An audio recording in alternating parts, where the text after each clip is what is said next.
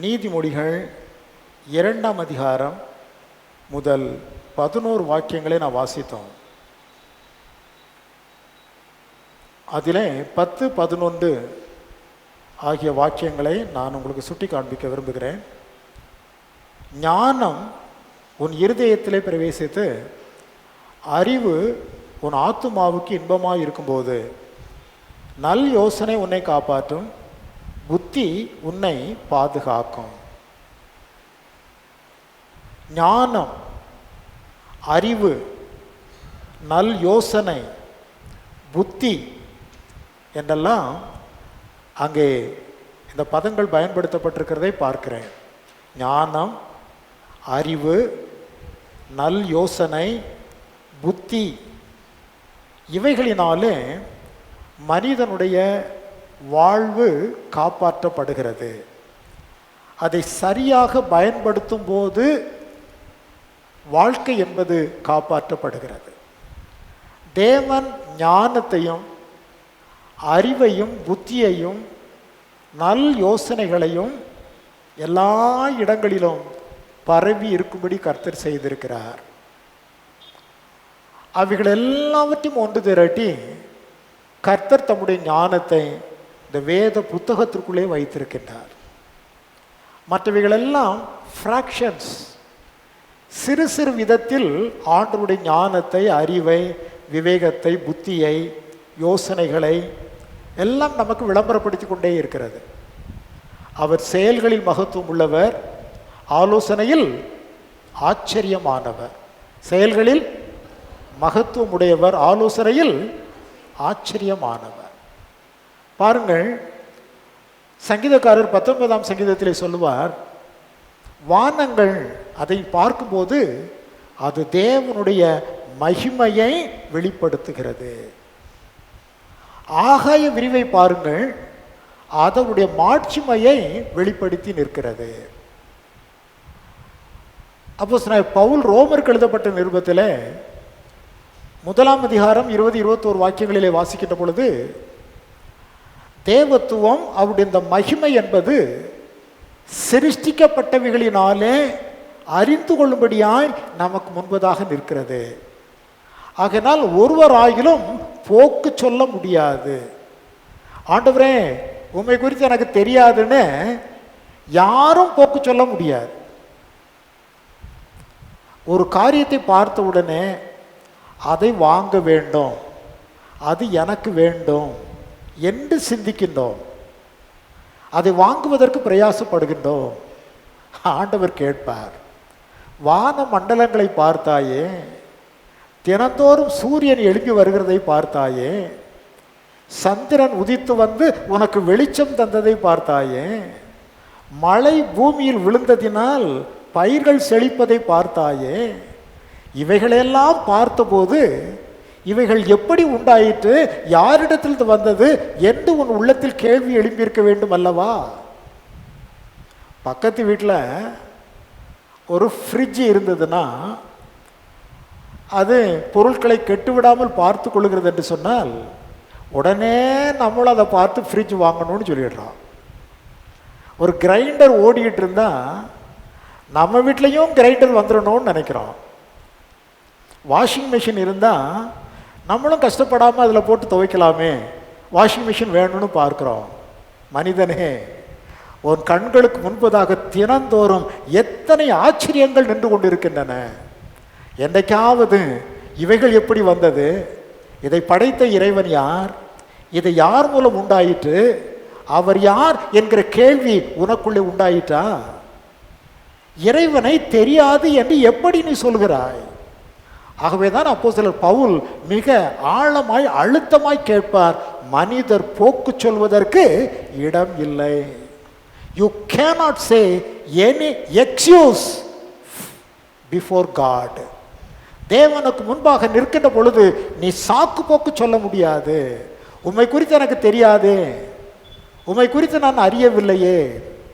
மூடனே, உனக்கு முன்பாக எத்தனை அடையாளங்களை வைத்திருந்தேன், இவைகளெல்லாம் பார்க்கின்ற பொழுது இவைகள் எவ்விதமாய் உண்டாயிற்று என்கிற கேள்வி உனக்குள்ளே வரவில்லையா? தேவன் இல்லை என்று மதிகேடன் தன் உள்ளத்தில் சொல்லிக் கொள்ளுகிறார். ஆண்டவர் சொல்லுவார், இறைவனை எனக்கு தெரியாது, கடவுளை எனக்கு தெரியாது, இல்லைன்னா வாழ்க்கையை நல்லா அமைத்திருப்பேன் என்றெல்லாம் சாக்கு போக்கு சொல்ல முடியாது. மதிகேடனே என்று ஆண்டவர் சொல்லுவார். ஒரு மனிதன் அப்படித்தான் இருந்தான். நிறைய வெள்ளாமை விளைச்சல்களை ஏற்படுத்தி விட்டார். தண்ணீர் பாய்ச்சினான், உரங்களை போட்டான், மழை பெய்தது, நல்ல நிறைய விளை வைத்து விட்டான். பார்த்து கொள்ளுங்கள். ஒரு நாள் இரவு சொன்னான், என் ஆத்துமாவே, உனக்கு நிறைய நான் சம்பாதித்து வைத்திருக்கிறேன், நிறைய சம்பாதித்து வைத்திருக்கிறேன், புசித்து குடித்து நீ நிறைய வருஷங்களுக்கு இளைப்பாரு என்றவன் சொன்னான். ஆண்டவர் அந்த ராத்திரியில் அவனை பார்த்து, நீ விளைய வைத்தாயா? நீதான் இவைகளையெல்லாம் விளைய வைத்தாயா? அதற்கு பாய்ச்சப்படுகின்ற தண்ணீரை நீதான் உருவாக்கினாயா? அதற்கு சூரிய வெளிச்சம் பட்டு விளைய வைத்ததே நீதான் சூரியனை உண்டாக்கினாயா? மழை பெய்து செழிப்பாய் வருவதற்கு காரியங்கள் நடந்தனவே, அதையெல்லாம் நீதான் செய்தாயா? மதிகேடனே. ஆண்டவர் அந்த இரவில் அவனை பார்த்து சொன்னார், முட்டாள், நீயா விளைய செய்தாய்? ஏதோ பிஞ்சைக்கு போன வந்த, மம்பட்டியை பிடிச்ச வெட்டின, விளைய செய்ததெல்லாம் தேவனாகிய கர்த்தர் என்பதை ஏன் உன்னால் புரிந்து கொள்ள முடியவில்லை? அவர் மழையை கொடுத்திராவிட்டால், அவர் காற்றை வீச பண்ணாதிருந்திருந்தால், அவர் சூரிய வெளிச்சம் வராமல் இருந்திருந்தால் இவைகள் எப்படி உனக்கு உண்டாயிருக்கும்? நான் உண்டாக்கினேன் என்று சொல்லி கொண்டிருக்கிறாயே, மதிகேடனே, முட்டாளே என்று சொல்லி ஆண்டவர் உரைத்தார். ஸோ தேவன் மனிதர்கள் அறிந்து கொள்ள வேண்டும் என்பதற்காக, தம்மை அறிந்து கொள்ள வேண்டும் என்பதற்காக ஏராளமானவைகளை தினந்தோறும் நம்மை சுற்றிலும் நாம் காணும்படியாய் கர்த்தர் வைத்திருக்கின்றார். அதை பார்த்த பொழுதுதான் ஆபிராம் என்கிற ஒரு மனிதனுக்கு ஒரு கேள்வி உண்டாயிட்டு பார்த்து கொள்ளுங்கள். சிலைகளை செய்து விற்று கொண்டிருந்ததாக பாரம்பரியங்கள் சொல்லுகிறது. சிலைகளை வீட்டிலே அடுக்கி வைத்திருந்ததாக சொல்லுகிறது. அவருக்குள்ளே ஒரு பெரிய கேள்வி உண்டாயிற்று. கண் இருக்கு, பார்க்க மாட்டேங்குது, கை இருக்கு, செயல்பட மாட்டேங்குது, காது இருக்கு, கேட்க மாட்டேங்குது, இதையெல்லாம் பிடிச்சி நான் தலையில் சுமந்து திரிந்து கொண்டிருக்கிறேனே என்று ஒரு நாள் கம்ப்ளீட்டாக அடித்து உடைத்து போட்டு விட்டாரா?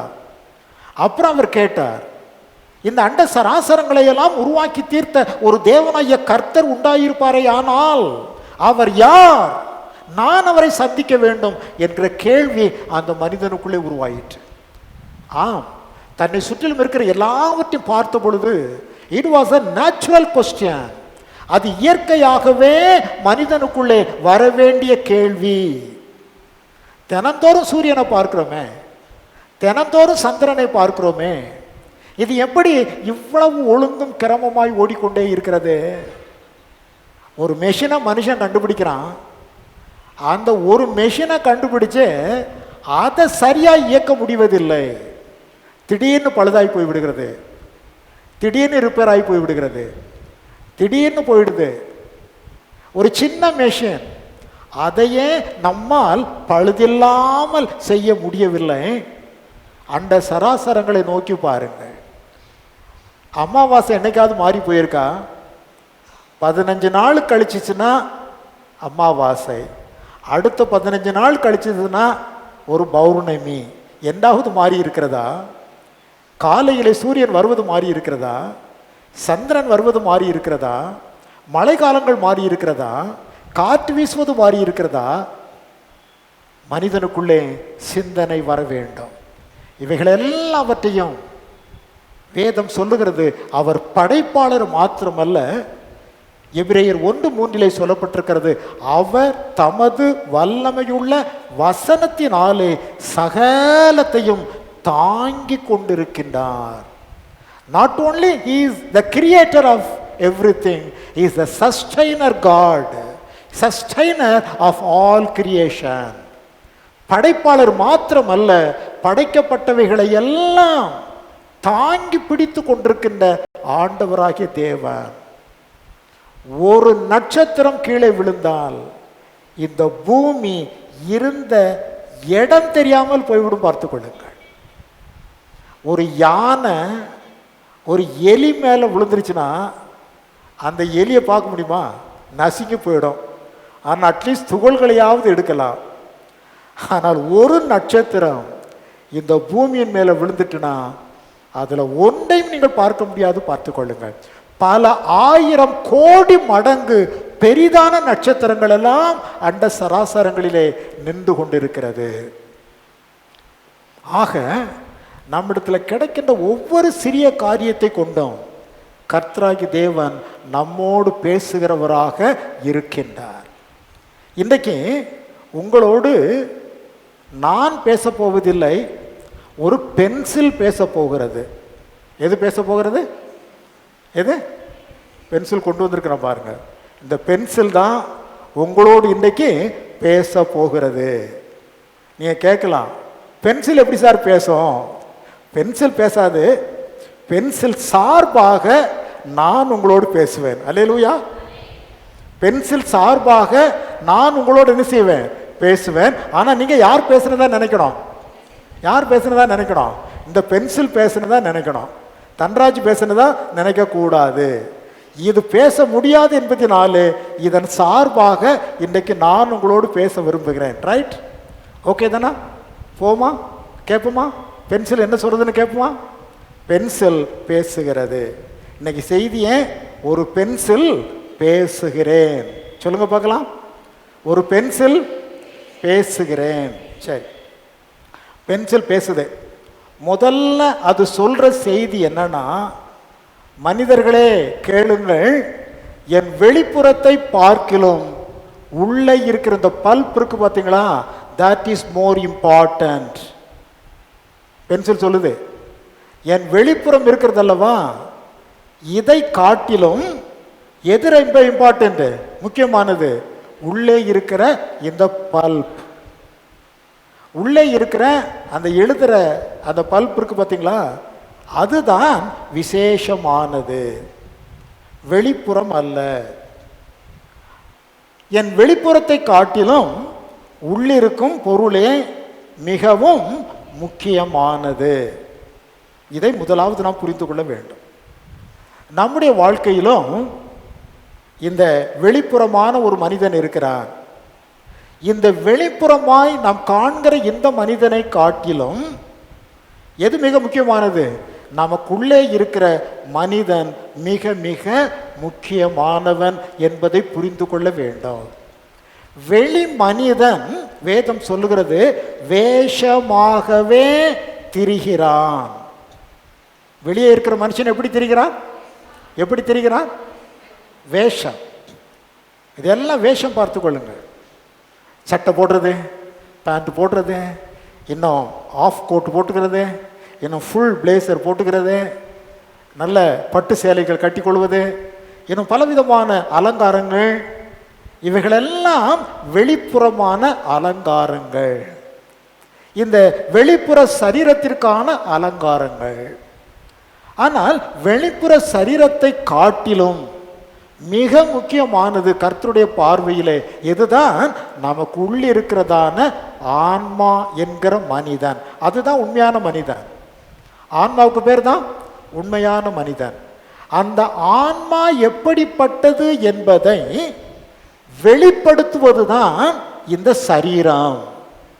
இந்த சரீரத்தினுடைய செயல்பாடுகளை வைத்து எனக்குள் இருக்கிற உண்மையான தனராஜ், அந்த ஆன்மா எப்படிப்பட்டது என்பதை நாம் புரிந்து கொள்ளுகிறோம். இந்த சரீரம் இல்லாவிட்டால் ஆன்மாவை புரிந்து கொள்ள முடியாது. இந்த ஆன்மா, எனக்குள் இருக்கிற ஆன்மா எப்படிப்பட்டது என்பதை சரீரம் தான் வெளிப்படுத்தும்.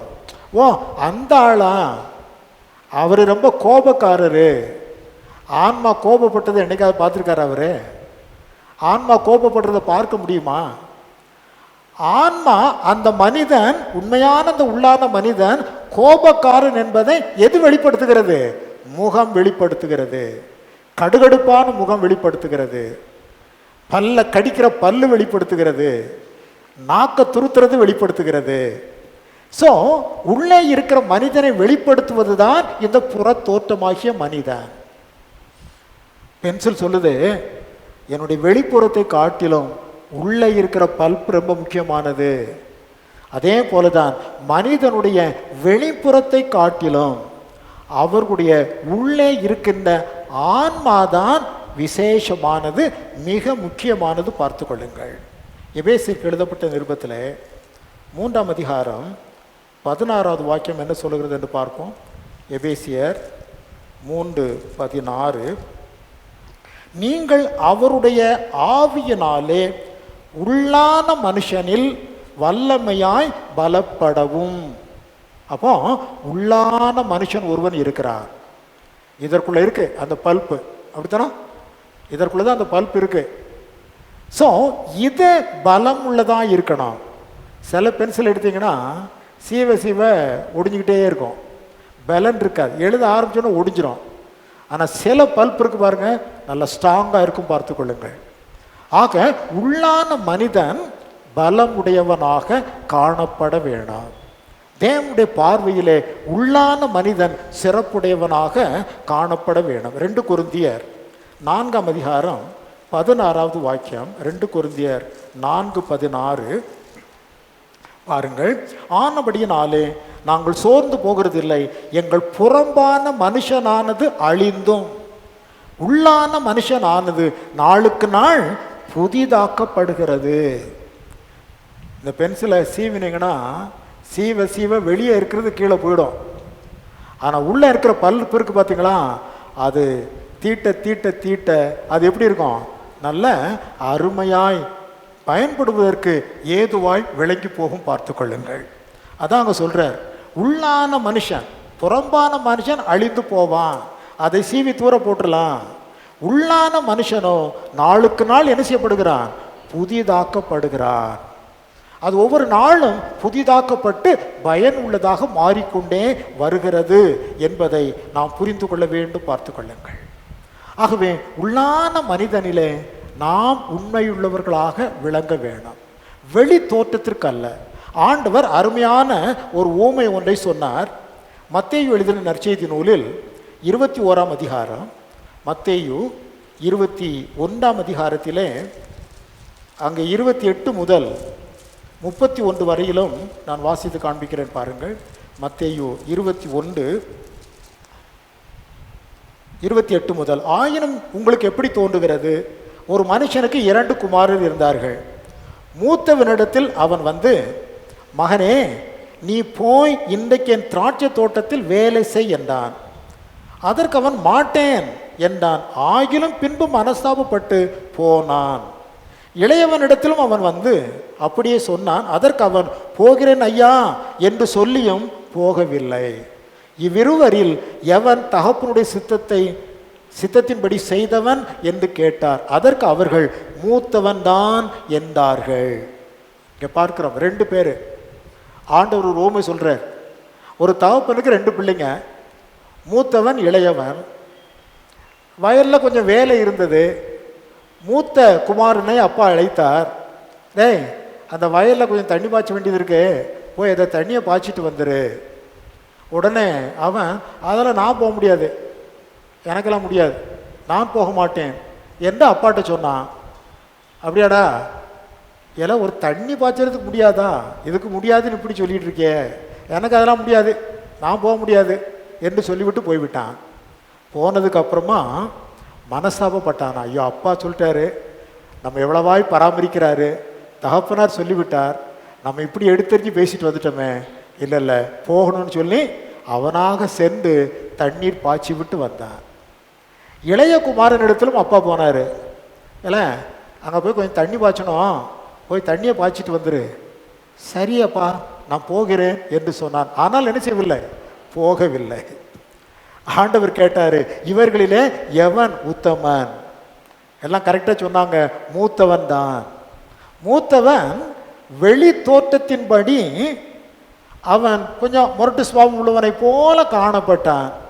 ஆனால் உள்ளேயோ அவன் மிருதுவான தன்மையுடையவனாக, கீழ்ப்படிதல் உள்ள தன்மையுடையவனாக, அவன் காணப்பட்டான் என்று சொல்லப்பட்டிருக்கிறது. இந்த பென்சிலில் உள்ளே இருக்கிற இந்த பகுதி இருக்குது பார்த்தீங்களா, இது ரொம்ப மிருதுவானது. ஆனால் வெளியே இருக்கிறது ரொம்ப ஹார்டான பகுதி. பார்த்து கொள்ளுங்கள். அவன் பார்ப்பதற்கு ரொம்ப சாதுவானவன் போல காணப்பட்டான்.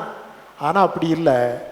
உள்ளான மனிதனிலே சாதுவானவனாக விளங்கினவன் வெளிப்புறத்திலே நல்லவனை போல அவன் தோன்றவில்லை. இளைய குமாரன் போகிறேன் என்று சொன்னான், போகலை. வெளியே அப்பாவுக்கு முன்னால நல்லவனை போல நடித்தான், வேஷமிட்டான். மூத்தவன் அப்பாவுக்கு முன்னால கொஞ்சம் கடினமாய் நடந்தது போல நடந்து கொண்டான். ஆனால் உண்மையாகவே அவன்தான் கீழ்ப்படிதலோடு உள்ளே சென்றான். ஆக வெளி தோற்றத்தின்படி நாம் நல்லவர்களாக இருப்பதல்ல முக்கியம். உள்ளான மனிதனிலே நாம் எப்படிப்பட்டவர்களாய் காணப்பட வேண்டும்? நல்ல மனிதர்களாக, மனிதர்களுக்கு முன்பும் தேவனுக்கு முன்பும் யோக்கியமானவர்களாக நாம் காணப்பட வேண்டும் என்பதை புரிந்து கொண்டால் நல்லது. பார்த்து கொள்ளுங்கள். முன்னால் ஒரு கதை சொல்லுவோம்ல, ஒரு ராஜாட்ட ஒரு பார்பர் இருந்தான், ஷேவ் பண்ணுறவன், முடி வெட்டுறவன். அப்போ ஒரு நாள் முடி வெட்டிட்டு இருக்கும்போதே ராஜாவை பார்த்து அந்த பார்பர் சொன்னான், ராஜாவே, இந்த மந்திரிக்கு மாத்திரம் நீர் இவ்வளோ பெரிய பொறுப்பெல்லாம் கொடுத்துருக்கிறீர, என்னட்ட பொறுப்புகளை கொடுத்தால் நான் செய்ய மாட்டேனா? என்ன நீங்கள் மந்திரி ஆக்கக்கூடாதா ராஜாவேன்னு கேட்டான். நல்ல கேள்விதான், நல்ல கேள்விதான். இந்த மந்திரிக்கு மாத்திரம் இவ்வளோ பெரிய பொறுப்பெல்லாம் கொடுத்து இப்படியெல்லாம் செய்ய சொல்கிறீர, எனக்கு நீ மந்திரி பொறுப்பு கொடுத்தா நான் செய்ய மாட்டேனா? அப்படியா? சரி, நான் ஒரு வாரம் வெளியூர் போகிறேன். நான் வருகிற பரியந்தான் உன்னிடத்தில் ஒரு கூண்டு ஒன்றை கொடுத்து விட்டு போகிறேன். அதை பத்திரமாய் பார்த்து கொள்ள வேண்டும் என்று சொல்லிவிட்டு ராஜா ஒரு அருமையான ஒரு பறவை, ஒரு நூதனமான ஒரு பறவை, அதை உள்ளே வைத்து ஒரு கூண்டை இந்த பார்பருடைய கரத்தில் கொடுத்து விட்டு ராஜா சென்று விட்டார். அந்த கூண்டு ஒரு தங்க கூண்டு. அந்த கூண்டு எப்படிப்பட்டது? ஒரு தங்க கூண்டு. உள்ளே இருக்கிற குருவி அது ஒரு உயிர், ஒரு ஜீவன். ராஜா கொடுத்துட்டு போயிட்டாரு. நான் வரும்போது இதை கொண்டு வாப்பா அப்படின்ட்டு போயிட்டார். ராஜா எப்போ போனாரோ அப்போ ஆரம்பித்தான். பார்த்து கொள்ளுங்கள். துண்டை எடுத்து தினமும் 3 தடவை அந்த தங்க கூண்டை என்ன செய்வான்? துடைத்து கொண்டே இருப்பான். காலையில் ஒரு தடவை துடைப்பான், மத்தியானம் ஒரு தடவை துடைப்பான். தங்க கூண்டுல நைட்டில் ஒரு தடவை துடைப்பான். உள்ளே இருக்கிற குருவி கியாடு கத்திக்கிட்டே கிடக்கும். பசி வந்துடும்ல, கொஞ்சம் நேரம் ஆனோன்னு பசியை கத்திக்கிட்டே இருந்தது. பார்த்துக்கொள்ள, அடைச்சா நீ என்னத்துக்கு கத்திக்கிட்டே கிடக்க என்று சொல்லி அதை அதட்டி விட்டு எதை மாத்திரம் துடைச்சது? அந்த கூண்டை மாத்திரம் துடைத்து கொண்டே இருந்தான். அடுத்த நாளும் கத்திக்கிட்டே இருந்தது. 3வது நாளும் கத்தி பார்த்தது. இவன் அது கத்துறதுக்கெல்லாம் கீழ்ப்படியலை. துண்டை எடுத்து எதை மாத்திரம் துடைத்தான்? கூண்டை மாத்திரம் துடைத்து கொண்டே இருந்தான். கூண்டு பல பல பல பல பல பலன்னு மின்னிச்சு பார்த்துக்குங்க. குருவி உள்ள செத்து போயிடுச்சு. 2 நாள் ஆயிட்டு எல்லாம் அந்த திசுக்கள் எல்லாம் ஆகி வெறும் எலும்புகள் மாத்திரம் 1-2 புடி குச்சி எலும்புகளாய் கிடந்தது. 10 நாள் கழிச்சு ராஜா வந்தாரு. வந்த உடனே அந்த பார்பரை கூப்பிட்டாரு. நான் உன்னிடத்துல கொடுத்த அந்த கூண்டு இருக்கிறதா அதை கொண்டு வா அப்படின்னாரு. அதை கொண்டு வந்து கொடுத்தான். ரொம்ப அழகாக துடைச்சிருக்கிறிய, ரொம்ப அருமையாய் துடைத்தேன் ராஜாவே, ஒரு நாளைக்கு 3 தடவை துடைத்தேன். திற அப்படின்னாரு. திறந்து பார்த்தா உள்ள எதை காணோம்? எதை காணோம்? குருவியை காணோம். செத்து போச்சு. உடனே ராஜா சொன்னாரு, இந்த கூண்டு மாதிரி 1000 கூண்டுகள் என்னால் செய்ய முடியும். இந்த கூண்டு போல 1000 கூண்டுகள் என்னால் செய்ய முடியும். ஆனால் உள்ளே இருக்கிற அந்த குருவி எத்தனை நூதனமான ஒரு பறவை தெரியுமா? அதை இப்படி கொண்டு போட்டாயே. நான் ஒன்றுமே செய்யலை, நானே ஒன்றுமே செய்யலை, அதுதான் தப்பு. நீ இதை துடைப்பதை விட்டுவிட்டு அதுக்கு ஆகாரம் கொடுத்து தண்ணீர் கொடுத்து அதை பத்திரமா பார்த்துருந்தேனா அது நல்ல ஜீவனோடு இருந்திருக்கும், உன்னை நான் பாராட்டி இருப்பேன். இதுதான் மந்திரிக்கும் உனக்கும் இருக்கிற வித்தியாசம். அவர் கையில் நாட்டை கொடுத்தேன், நாடு சுபிட்சமாக இருக்கிறது, உன் கையில் நாட்டை கொடுத்துட்டு நான் வெளியே போனேன்னா அத்தனை மக்களையும் ஒரே நாளில் என்ன செஞ்சிருவேன், கொண்டு சாகடித்து விடுவாய். உனக்கு கூண்டத்தான் துடைக்க தெரியும், ஜீவனை காப்பாற்ற தெரியாது. இந்த அநேக மக்கள் அப்படித்தான் செய்து கொண்டிருக்கிறோம். பார்த்துக்கொள்ளுங்கள். இந்த சரீரத்தை அலங்காரப்படுத்த வேண்டியது தான். ஆனால் முழுக்க முழுக்க அதிலேயே தங்களுடைய நாட்களை கழித்து கொண்டிருக்கிறவர்கள். நல்லா ட்ரெஸ் பண்ணணும், நல்லா சாப்பிடணும், நல்ல அதற்காக விசேஷமான சாப்பாடு. எந்த ஹோட்டல், சில மக்கள் இருக்கிறாங்க, எனக்கு தெரியும் சில ஃப்ரெண்ட்ஸு, எந்த ஊர்லனாலும் எந்த ஹோட்டல் அருமையான ஹோட்டல்னு சொல்லக்கூடிய 2-3 சிநேகிதர்கள் எனக்கு இருக்கிறாங்க. எனக்கு ரொம்ப அருமையான சிநேகிதர்கள் இருக்கிறாங்க. அவர்களுக்கு தெரியும், அண்ணே இந்த இடத்துல இந்த ஹோட்டல் நல்லா இருக்குண்ணே. இன்னொரு சகோதரன் இருக்கிறார், அண்ணே இந்த இடத்துல பாஸ்டர் இந்த இடத்துல இந்த ஹோட்டல் நல்லா இருக்கும். அதெல்லாம் நல்லது தான், சாப்பிடுவதற்கான காரியங்களை தெரிந்து கொள்வது நல்லது தான். ஆனால் அது எல்லாவற்றுக்கும் மேலாக எது முக்கியம்? எது முக்கியம்? உள்ளே இருக்கிற ஆன்மா முக்கியம். இதைத்தான் அநேக சமயத்தில் நாம் மறந்து விடுகிறோம். பார்த்து கொள்ளுங்கள். இந்த சரீரத்தை குறித்தே கவலைப்பட்டு கொண்டு ஆன்மாவை குறித்த ஒரு கரிசனை இல்லாதபடி வாழ்ந்து கொண்டிருக்கிற மக்களாக நாம் வாழ்ந்து கொண்டிருக்கிறோம். சொல்லப்பட்டிருக்கிறது, புறம்பான மனிதன் அல்ல உள்ளான மனிதனே நாளும் பலன் அடைய வேண்டும். அல்லேலூயா. அதனால இந்த பல்ப் எவ்வளவு பலனுள்ளதாக இருக்கிறதோ அவ்வளவு நல்லா இருக்கும். பார்த்து கொள்ளுங்கள். இல்லைன்னா சும்மா எடுத்து டிராயிங் போட ஆரம்பிச்ச உடனே நொடுக்குன்னு ஒடிஞ்சு போகும். மறுபடியும் நீங்கள் தீட்டுவீங்க, மறுபடியும் ஒடிஞ்சு போகும். அந்த பல்ப்புனால என்ன பிரயோஜனம்? நேரம் காலம்தான் விரயமாகி கொண்டே இருக்கும். பென்சில் பேசுகிறது, என் புறம்பான இந்த உருவத்தை காட்டிலும் உள்ளே இருக்கிற பல்ப்பு மிகவும் முக்கியமானது. ரைட். இரண்டாவது, அது சொல்லுது, என்னை அடிக்கடி கூர்மையாக்குகிறாங்க. அப்படி எழுத தேஞ்சிடும்ல, அதுக்கப்புறம் என்ன செய்கிறாங்க? கூர்மையாக்குறாங்க.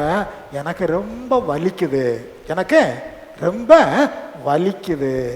இதை பாருங்க, கூர்மையாக்குற இதையும் கொண்டு வந்திருக்கிறேன். இதை உள்ளே போட்டு இப்படி பிடிச்சி அப்படியே திருக்குனீங்கன்னா அதுக்கு எவ்வளோ வலிக்கும்? வலிக்குமா வலிக்காதா?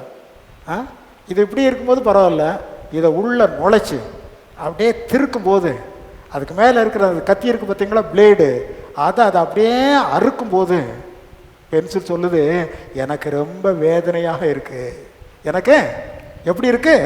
ரொம்ப வேதனையாக இருக்கிறது. கூர்மையாக்கும் போது எனக்கு வலிக்கிறது.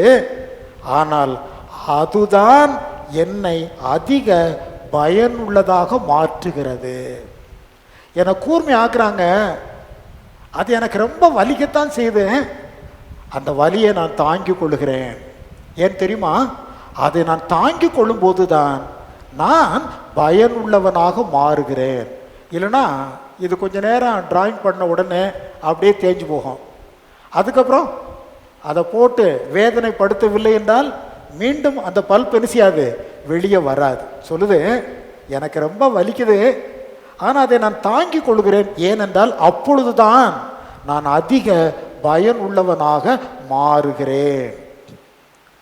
இந்த போட்டு அதை நம்ம அப்படியே சுத்திரம் பார்த்தீங்களா, அதுக்கு ரொம்ப வேதனை கொடுக்கறது பார்த்தீங்களா? அதுபோல தான் ஆண்டவர் நம்மை சோதனைகள் என்கிறதான அந்த கருவிக்குள்ளே போட்டு நம்மையும் அப்படியே திருக்கிறார். பார்த்துக்குங்க. நிறையா சமயத்தில் நம்மை சுற்றிலும் என்ன வருகிறது? நம்மை சுற்றி சுற்றி என்ன வருகிறது? சோதனைகள் வருகிறது. நாமெல்லாம் நினைக்கிறோம், ஐயோ கடவுள் என்ன கைவிட்டுட்டாரு. தேவன் ஒரு நாளும் அவர் தெரிந்தெடுத்த பிள்ளைகளை, அவரை நம்பின பிள்ளைகளை ஒரு நாளும் அவர் கைவிடுகிறதில்லை. ஆனால் மிஷினுக்குள்ளே போட்டு சுற்றுறாரு. மிஷினுக்குள்ளே போட்டு என்ன செய்கிறாரு? சுற்றுறாரு. பென்சில் சொல்லுது, எனக்கு ரொம்ப வலிக்குது. நாமும் அநேக தரம் அப்படித்தான் சொல்லுகிறோம், ஆண்டவரே சோதனை தாங்க முடியவில்லை. அநேக சமயத்தில் சோதனைகள் நமக்கு ரொம்ப வேதனையை கொடுக்கிறது. பார்த்து கொள்ளுங்கள். ஏன் கர்த்தர் அவ்விதமாய் போட்டு நம்ம திருக்கிறாரு? ஏன் அவ்விதமாய் சோதனை கொடுக்கின்றார்? ஆன்மா சொல்லுது, அப்படி எனக்குள்ளே சோதனைகளை தருகின்றதுனாலே தான் நான் ரொம்ப பயனுள்ளவனாக மாறுகிறேன். நாம் பயனுள்ளவர்களாக மாற்றப்பட வேண்டும் என்பதற்காக, பிரயோஜனம் உள்ளவர்களாக மாற்றப்பட வேண்டும் என்பதற்காக தேவன் அவ்வப்பொழுது நம்முடைய வாழ்க்கையில் சோதனைகளை அனுப்புகிறார். சோதனை தான் இது. இந்த பென்சில் தான் நம்முடைய ஆன்மா. ஆன்மா சோதனைகளுக்குள்ள போய் அங்க அது பாடுபடும் போது வேதனை தான், வலி தான், வலி இருக்கத்தான் செய்யும். ஆனா அதை சகித்து கொடுக்கிற பொழுதுதான் நாம் இன்னும் அதிக சுத்தம் அடைகிறவர்களாக, இன்னும் அதிக பயனுள்ளவர்களாக நாம் மாற்றப்பட முடியும். பார்த்து கொள்ளுங்கள், அதை புரிந்து கொள்ள வேணும். யாக்கோபு 1 அதிகாரத்தில் 12வது வாக்கியத்திலே நான் வாசிக்கிறோம். யாக்கோபு 1:12, சோதனையை சகிக்கிறவன் எப்படிப்பட்டவன்? பாக்கியவான். சோதனையை சகிக்கிறவன் பாக்கியவான், அவன் உத்தமனென்று விளங்கின பின்பு. அவன் உத்தமனாய் விளங்க செய்வதற்காக கர்த்தர் என்ன செய்கிறாரா? சோதிக்கப்படுவதற்கு அனுமதிக்கின்றார். சோதிக்கப்பட்ட பின்பு நான் சுத்த பொன்னாக விளங்குவேன் என்று யோபு பக்தன் உரைத்தார். பார்த்து கொள்ளுங்கள். சோதனைகள் நம்மை புடமிடுகிறது, சுத்த பொன்னாக மாற்றுகிறது, உத்தமர்களாக மாற்றுகிறது. இறுதியிலே ஜீவ கிரீடத்தை பெற்றுக்கொள்வதற்கு நம்மை தகுதிப்படுத்துகிறது. ஜீவ கிரீடத்தை பெற்றுக்கொள்வதற்கு நம்மை தகுதிப்படுத்துகிறது. சோதனையே எனக்கு வேண்டாம், வேதனையே எனக்கு வேண்டாம், நான் எப்பவும் ஜாலியா இருக்கணும்னா கடைசியில ஜீவ கிரீடம் அல்ல, எரிகின்ற அக்கினி நரகத்திலே நாம் தள்ளப்பட்டு விடுவோம். அக்கினியிலே இருந்து நாம் தப்பிக்கப்பட வேண்டும் என்பதற்காக தேவன் அநேக சமயங்களில் சோதனைகளின் மூலமாய் நம்மை அவர் புடமிடுகின்றார். சோதனையை சகிக்கிறவன் பாக்கியவான். அதற்கு இன்னொரு பேர் என்ன தெரியுமா? சிட்சை என்று சொல்லப்பட்டிருக்கிறது. எபிரேயருக்கு எழுதப்பட்ட நிருபத்திலே 12 அதிகாரம், எபிரேயர் 12:7 வாக்கியம் 10வது வாக்கியத்தை பாருங்கள்.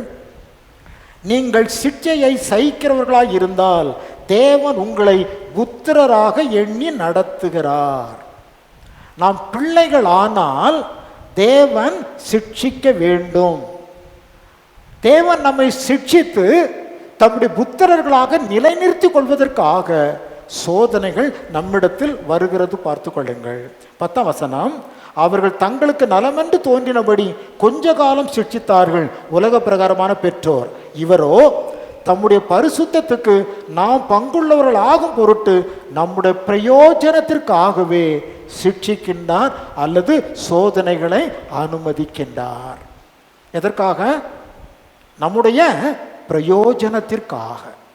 நாம் அதிக பிரயோஜனம் உடையவர்களாக விளங்க வேண்டும் என்பதற்காக ஆண்டவராகிய தேவன் நம்மை சிட்சிக்கிறார், சோதிக்கின்றார்.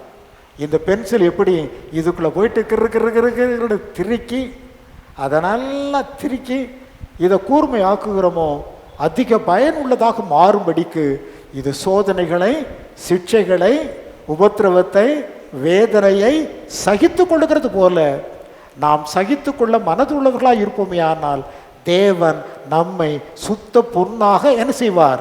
நிலை நிறுத்துவார். ரைட்?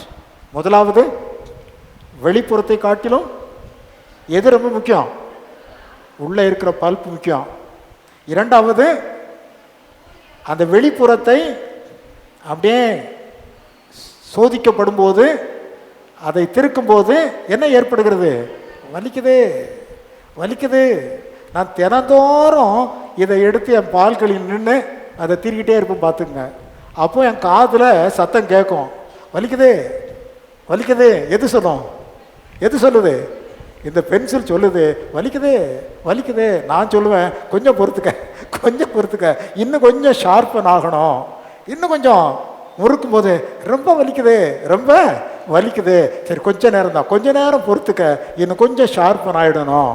அப்புறம் வெளியே எடுத்து பார்த்த உடனே பென்சிலை ரொம்ப அருமையாக இருக்கிறாய், இப்போ உன்னை அருமையாய் பயன்படுத்தலாம். தேவனிடத்தில் நம்முடைய ஆன்மா அவ்விதமாய் சொல்லுகிறதா என்பதை யோசித்து பார்க்க வேண்டும். மூன்றாவது, பென்சில் சொல்லுது. யார் சொல்லுது? பென்சில் சொல்லுது, என்னுடைய ஒவ்வொரு அசைவும், ஒரு அடையாளத்தை ஏற்படுத்துகிறது. பென்சில் சொல்லுது, என்னுடைய ஒவ்வொரு அசைவும் ஒரு அடையாளத்தை என்ன செய்கிறது? ஏற்படுத்துகிறது. பென்சிலை வச்சு நீங்கள் சும்மா இப்படி வச்சாலும் அதில் ஒரு புள்ளி விழுந்துடும். சும்மா இப்படி கோடு போட்டாலும் அதில் ஒரு கோடு விழுந்துடும். அதை வைத்து நீங்கள் எழுதினால் எழுத்து விழுந்து விடும்.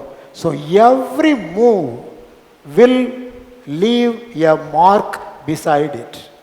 அதுக்கு பக்கத்தில் ஒரு அடையாளத்தை அது உண்டாக்கி விடும். பார்த்து கொள்ளுங்கள்.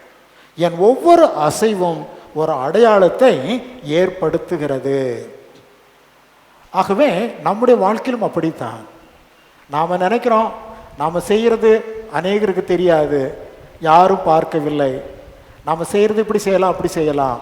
நம்முடைய ஒவ்வொரு செயல்பாடும் ஒரு அசைவை உண்டு பண்ணுகிறது. பார்த்து கொள்ளுங்கள். எப்படி ஒரு கல்லை எடுத்து ஒரு தண்ணிக்குள்ளே போட்டிங்கன்னா கல்லுக்கு தெரியாது, கல் உள்ளே போயிடும். கல் தண்ணிக்குள்ளே என்ன செஞ்சிடும்? போயிடும். அப்படித்தானே? கல்லை தூக்கி தண்ணிக்குள்ளே போட்டிங்கன்னா கல்லை பார்க்க முடியுமா? கல் உள்ளே போயிடும். ஆனால் அது உள்ளே போயிட்டாலும் அது எழுப்பின அந்த அசைவு இருக்கு பாருங்க, அப்படியே அப்படியே அப்படியே சுற்றிக்கிட்டே வரும். பார்த்து கொள்ளுங்கள். பென்சில் பேசுகிறது, என்னுடைய ஒவ்வொரு அசைவும் ஒரு அடையாளத்தை உண்டு பண்ணுகிறது. ஸோ எவ்ரி ஆக்ஷன், ஒவ்வொரு பேச்சும், நாம் பேசுகிற பேச்சும் புத்தகத்தில் எழுதப்படுகிறது. நம்முடைய ஒவ்வொரு செயல்பாடுகளும் புத்தகத்தில் எழுதப்படுகிறது. பரலோகத்தில் ஏராளமான புத்தகங்கள் இருக்கிறது. பார்த்து கொள்ளுங்கள். நிறைய புத்தகங்கள் இருக்கின்றன. அதை வைத்து தான் ஒரு நாள் நம்மை கர்த்தர் நியாயத்திலே கொண்டு வந்து நிறுத்துவார். துன்மார்க்கர்களுக்கு ஏராளமான புத்தகங்கள், நீதிமான்களுக்கு ஏராளமான புத்தகங்கள். கர்த்தருக்கு பயந்தவர்கள் ஒருவரோடு ஒருவர் பேசிக்கொள்வார்கள். கர்த்தர் உற்று கவனிக்கின்றார். கவனிச்சுட்டு அப்படியே விடுறதுக்கு இல்லை, இட் வில் பி ரெக்கார்டு. நியாய தீர்ப்பின் நாளிலே ஒவ்வொரு அசைவும் அங்கே நமக்கு எதிராக வந்து நிற்கும். இதை அறிந்து நாம் இந்த நாட்களிலே செயல்பட வேண்டும். நாம் எதை விதைக்கிறோமோ அதையே அறுப்போம். நன்மையை விதைத்தோமே ஆனால் நன்மைகளை அறுப்போம். தீமையை விதைத்தோமே ஆனால் தீமைகளை அறுப்போம். அவன் தந்தன் சரீரத்தில் செய்த நன்மைக்காயிலும் தீமைக்காயிலும் தக்க பலனை அடையும்படிக்கு நாம் எல்லாரும் கிறிஸ்துவின் நியாயாசனத்திற்கு முன்பாக நிற்க வேண்டுமே. 2 கொரிந்தியர் 5:10 அப்போஸ்தலனாகிய பவுல் மிக அருமையாய் சொல்லுகிறார். துன்மார்க்கர்கள் எல்லாரும் எழும்பி நிற்பார்கள் என வெளிப்படுத்தின விசேஷம் 20ஆம் அதிகாரத்தில் நாம் கடைசியிலே பார்க்கிறோம். புஸ்தகங்கள் திறக்கப்பட்டன. ஜீவ புஸ்தகத்தில் பேர் எழுதப்பட்டவராக காணப்படாதவன் எவனோ அவன் அக்கினி கடலிலே தள்ளப்பட்டான். நம்முடைய பெயர்கள் எல்லாம் ஜீவ புஸ்தகத்தில் எழுதப்பட்டிருக்கிறது. ஒரு நாள் ஆண்டவர் தம்முடைய சீடர்களை ஊழியத்திற்காக அனுப்பினார். போய் ஊழியம் செஞ்சுட்டு வாங்க அப்படின்னு சொல்லிட்டு ரொம்ப சந்தோஷமாக திரும்பி வந்தாங்க. பார்த்துங்க, வந்து சொன்னாங்க, ஆண்டவரே உம்முடைய நாமத்தினால பிசாசுகள் ஓடுகிறது, உம்முடைய நாமத்தை சொன்ன உடனே வியாதிகள் குணமாகிறது என்று பலவிதமான காரியங்களை சொல்லி சந்தோஷப்பட்டார்கள். ஆண்டவர் சொன்னார், பிசாசு ஓடுனதுக்காக சந்தோஷப்படாத, வியாதி குணமாயிடுச்சுக்காக சந்தோஷப்படாத, உங்கள் பெயர்கள் ஜீவ புஸ்தகத்தில் எழுதப்பட்டிருக்கிறது என்பதை குறித்து சந்தோஷப்படுங்கள். இன்னைக்கு ரொம்ப பேர் உலகத்தில் பிசாசு ஓடுது, வியாதி ஓடுது, அது ஓடுது, இது ஓடுது. கடைசியில் ஒரு நாள் பரிதாபம் பார்த்து கொள்ளுங்கள். ஆண்டவர் அவர்களை பார்த்து நான் உங்களை அறியேன் என்று சொல்லுகிறார். சொல்றாங்க, தீர்க்க தரிசனம் உரைத்தோமே உம்முடைய நாமத்தில், உன்னை யார் எனக்கு தெரியவே தெரியாது, உம்முடைய நாமத்தினால் பிசாசுகளை துரத்தின மாண்டவரே, ஐ டோன்ட் நோ யூ, உம்முடைய நாமத்தினாலே வியாதியஸ்தர்களை குணமாக்கணும், எனக்கு உங்களை தெரியவே தெரியாது. இங்கே சீஷர்கள் வந்து சொன்னாங்க, உம்முடைய நாமத்தினால் பிசாசுகள் ஓடுகிறது, அற்புதம் நடக்கிறது. அதை குறித்து நீங்கள் சந்தோஷப்படாதீர்கள். எதுக்கு சந்தோஷப்படும் தெரியுமா? உங்களுடைய பெயர்கள் ஜீவ புஸ்தகத்தில் எழுதப்பட்டிருக்கிறது என்பதை குறித்து சந்தோஷப்படுங்கள். தேவ மக்களுக்காக ஜீவ புஸ்தகம், அவர்களை குறித்து தான் அநேக குறிப்பேடுகள். துன்மார்க்கர்களுக்காக ஏராளமான புஸ்தகங்கள். ஆண்டவருடைய பீமா ஜட்ஜ்மெண்ட் சீட்டுக்கு முன்னால நமக்குரிய புத்தகங்கள் திறக்கப்படும். வெள்ளை சிங்காசனத்திற்கு முன்பாக துன்மார்க்கர்களுக்கான புத்தகங்கள் திறக்கப்படும். அனைவரும் நியாயத்திலே கொண்டு வந்து நிறுத்தப்படுவார்கள். So every action, every speech makes an indelible mark in your life. உங்கள் வாழ்க்கையிலே நீங்கள் பேசுகிற ஒவ்வொரு வார்த்தையும், செய்கின்ற ஒவ்வொரு செயலும், நீங்கள் அறியாவிட்டாலும் அவைகளெல்லாம் பதிவேட்டில் ஏறி கொண்டிருக்கிறது. ஆகவே நாம் ரொம்ப ஜாக்கிரதையாக நம்மை பயன்படுத்தி கொள்ள வேண்டாம். பென்சில் நம்ம பார்த்து அதான் சொல்லுது, நீ சும்மா வச்சுட்டா கூட ஒரு புள்ளி உண்டாயிரும், இப்படி ஒரு கோடு போட்டேன்னா கோடு உண்டாயிடும். எந்த ஒரு அசைவை கொடுத்தாலும் அது அங்கே ஒரு அடையாளத்தை உண்டு பண்ணும். So be careful in using me. என்னை பயன்படுத்துவதில் எப்படி இருங்க? ஜாக்கிரதையாக இருங்கள். அதுபோல தான் நம்முடைய ஆன்மா நம்மை பார்த்து சொல்லுகிறது. நம்முடைய ஆன்மா தான் பென்சிலுக்குள்ளே இருக்கிற பல்ப் மாதிரி, இந்த சரீரம் இந்த புறம்பான இந்த தட்டை மாதிரி. ஆன்மா சொல்லுகிறது, என்னை பயன்படுத்துவதிலே ரொம்ப எப்படி இருங்க? ஜாக்கிரதையாக இருங்கள் என்று நம்மை பார்த்து சொல்லுகிறது. 143ஆம் சங்கீதத்திலே 10வது வாக்கியம் 8வது வாக்கியம், 143வது சங்கீதம் 10வது வாக்கியம் பாருங்கள். உமக்கு பிரியமானதை செய்ய எனக்கு போதித்து அருளும். நீரே என் தேவன், உம்முடைய நல்ல ஆவி என்னை செவ்வையான வழியிலே நடத்துவாராக. 8வது வாக்கியம், நான் நடக்க வேண்டிய வழியை எனக்கு காண்பியும். இது காலையில் எழுந்த உடனே நாம் செய்ய வேண்டிய ஜெபம். நான் செய்கிறேன் டெய்லி. எழுந்த உடனே படுக்கையில் உட்கார்ந்து தினந்தோறும் நான் செய்கிற ஜெபம் இதுதான். என்ன தெரியுமா? 8, 9, 10 ஆகிய 3 வாக்கியங்கள். அதிகாலையில் உமது கிருபையை கேட்க பண்ணோம். உம்மை நம்பி இருக்கிறேன். நான் நடக்க வேண்டிய வழியை எனக்கு காண்பியும். உம்மிடத்தில் என் ஆத்துமாவை உயர்த்துகிறேன். கர்த்தாவே, என் சத்துருக்களுக்கு என்னை தப்புவியும். உம்மை புகலிடமாக கொள்ளுகிறேன். உமக்கு பிரியமானதை செய்ய எனக்கு போதித்தருளும்.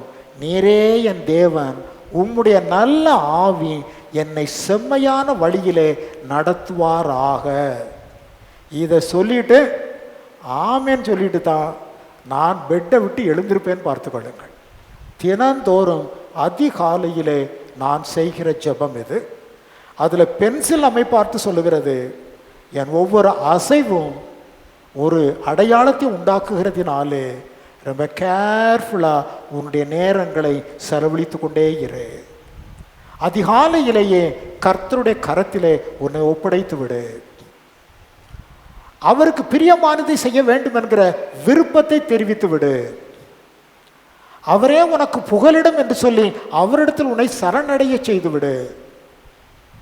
ஆண்டவரே, உன்னுடைய நல்ல ஆவி என்னை செவ்வையான பாதையிலே நடத்தட்டும் என்று சொல்லி அவரிடத்திலே ஒப்படைத்து நின்று உன்னுடைய நாளை நீ ஆரம்பித்து விடு. அதுக்கப்புறம் பைபிள் ரீடிங், பாட்டு பாடுறது, பைபிள் ரீடிங், அதுக்கப்புறம் ஒரு நீண்ட ஜெபம், அதெல்லாம் பின்னால. ஆனால் எழுந்த உடனே அவரை பார்த்து நாம் சொல்லணும், அதிகாலையிலே உம்முடைய கிருபையை நான் கேட்க பண்ணோம். நீரே என்னுடைய புகலிடம் ஆண்டவரே, உமக்கு பிரியமானதை செய்ய எனக்கு போதி தரணும். உம்முடைய நல்ல ஆவி என்னை செம்மையான வழியிலே நடத்தட்டும். நான் நடக்க வேண்டிய வழியிலே என்னை நடத்தும். என் ஆத்துமாவை உம்மிடத்தில் உயர்த்துகிறேன். இயேசு கிறிஸ்து நாமத்தில் ஆமேன் சொல்லிவிட்டு எழுந்து மற்ற காரியங்கள் எல்லாம் நீங்கள் செய்ய வேண்டும் பார்த்து கொள்ளுங்கள். ஸோ பென்சில் பேசுகிறது, என்னுடைய ஒவ்வொரு அசைவும் ஒரு அடையாளத்தை உண்டு பண்ணுகிறதினால் பி கேர்ஃபுல். நம்முடைய வாயின் வார்த்தைகள் ஆகினோம், நம்முடைய செயல்கள் ஆகினோம், எதுவும் நமக்கு பின்னாலே ஒரு அடையாளத்தை ஏற்படுத்தி கொண்டே இருக்கிறது. நன்மையானதை விதைத்தால் நன்மையானதை அறுத்து கொண்டிருப்போம், தீமையானதை விதைத்தால் தீமையானதையே நாம் அறுப்போம் என்பதை மறந்துவிடவே கூடாது. நான்காவதாக, என் செயலில் தவறு காணப்படும் போது அதை திருத்திக் கொள்வதற்கு இடம் அளிக்கிறேன் சொல்லுது. எழுதிடுறாங்க, கொஞ்சம் தப்பா போச்சுன்னு வச்சுக்கோங்க, உடனே அது அழிக்கப்படுவதற்கு நான் என்னில் இடம் அளிக்கிறேன். இதை பாருங்க, ரப்பர் கொண்டு வந்திருக்கேன் காட்டுறதுக்கா. ரப்பர் பார்த்துருக்கீங்களா? பிள்ளைகளுக்கெல்லாம் தெரியும், பெரியவர்கள் பார்த்துருக்கீங்களா? இந்த ரப்பரை வச்சு இதை தவறாக ஒரு கோடு கீடு போட்டுருச்சுன்னு வச்சுக்கோங்க, உடனே ரப்பரை வச்சு என்ன செஞ்சிடலாம்? அழிச்சிடலாம். இந்த பேனால் இருக்கிற இங்கு மாதிரி அதை ரெசிஸ்ட் பண்ணாது. அழிச்சிக்க, தப்பானா அழிச்சிரு, தப்பானா எடுத்துரு அப்படின்னு பென்சில் ரொம்ப லகுவாக நமக்கு இடம் அளிக்கும், பார்த்து கொள்ளுங்கள். ஸோ அது சொல்லுது, தவறான காரியங்கள் என்னிடத்தில் காணப்படும் பொழுது அதை திருத்தி கொள்வதற்கு நான் இடம் அளிக்கிறேன். You can eras it.